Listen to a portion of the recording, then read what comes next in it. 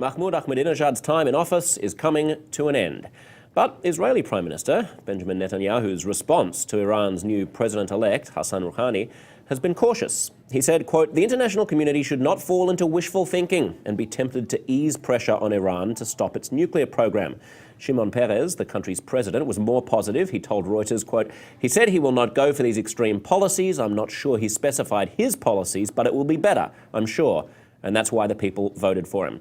It's interesting because Israel, in a way, is very cautious about this new president, because they realize that the world is now optimistic about his election. They're hoping to see perhaps a new Iran, but Israel is, they've had a history with Iran, and so they don't want to.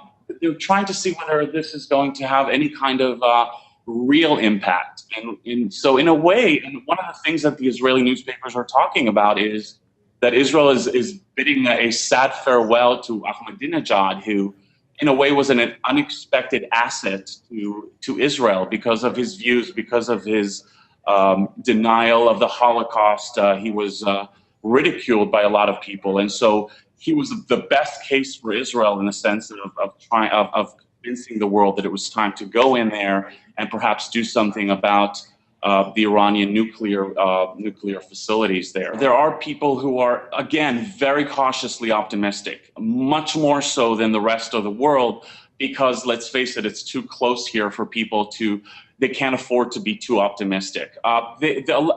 Let's put it this way: Israel would be the first country to be the happiest in the sense that if this is true, they would be very happy about it. They're not looking for a war. They would be excited if this in fact were the case. A moderate person who is willing to talk about possibly ending the nuclear program. Rouhani is very much of the regime, of the system. He served for 16 years as the national security chief. He served for 2 years as the lead nuclear negotiator from 2003 to 2005. Iran has created a consensus, a foreign policy consensus of resistance towards Israel, and Rouhani very much fits in with that. His rhetoric might change. He might not be as bombastic as Ahmadinejad was, but there's not likely to be a large change in policy. We've just got a comment coming through from one of our producers here, Patrick McMenamin, works here.